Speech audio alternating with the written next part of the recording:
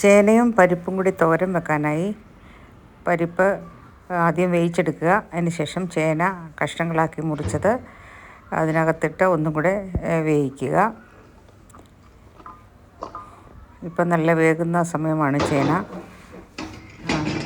അതിട്ട് കുക്കറിലിട്ട് ഒരു രണ്ട് മൂന്ന് വിസിൽ കഴിയുമ്പോൾ തുറന്നെടുക്കുക. അതിന് ശേഷം തേങ്ങ, ഉള്ളി, കാന്താരി, ഗാർലിക്ക്, ജീരകം ഇത്രയും നമ്മൾ അരച്ച് ഈ വെന്ത ചേനയും പരിപ്പും നന്നായി ഉടയ്ക്കുക.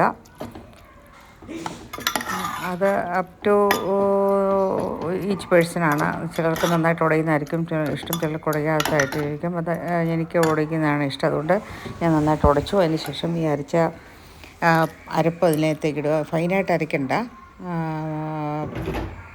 മഞ്ഞളും ചേർക്കണം കേട്ടോ. ഫൈനായിട്ട് അരയ്ക്കണ്ട. അരച്ച ശേഷം തിളയ്ക്കുന്നതിന് മുമ്പ് തന്നെ ഒന്ന് തീ കത്തിച്ച ശേഷം തിളയ്ക്കുന്നതിന് മുമ്പ് തന്നെ ഓഫ് ചെയ്യുക. കറിവേപ്പില ഇടുക.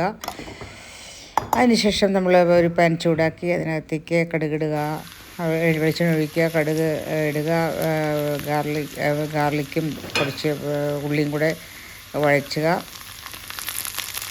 പിന്നെ വറ്റൽമുളക് വറുത്തിട്ടാലും നല്ലതാണ്. അതിനുശേഷം കറിവേപ്പില കുറച്ചും കൂടി ഇടുക. അത് മൂത്ത് കഴിയുമ്പോൾ ഇതിനകത്തേക്ക് ഒഴിക്കുക. ഇത്രയുമേ ഉള്ളൂ ഈ പരിപ്പ് ചേന കറിക്ക്. ഭയങ്കര ടേസ്റ്റാണ്, വളരെ ടേസ്റ്റി ആയിട്ടുള്ള കാര്യങ്ങളാണ്. ഒത്തിരി നീണ്ടു പോകരുത്. ഒരു കുറുകിയ ഒരു സെമി സോളിഡ് പരുവത്തിൽ നമുക്ക് കിട്ടണം. നല്ല ചൂടോടെ കഴിക്കാനായിട്ട് ഭയങ്കര ടേസ്റ്റാണ്. അപ്പോൾ എല്ലാവരും ഒന്ന് ട്രൈ ചെയ്ത് നോക്കിയിട്ട് അഭിപ്രായം പറയൂ. Thank you very much. Subscribe ചെയ്യാത്തവർ സബ്സ്ക്രൈബ് ചെയ്യണേ, ലൈക്ക് ചെയ്യണേ. Thank you.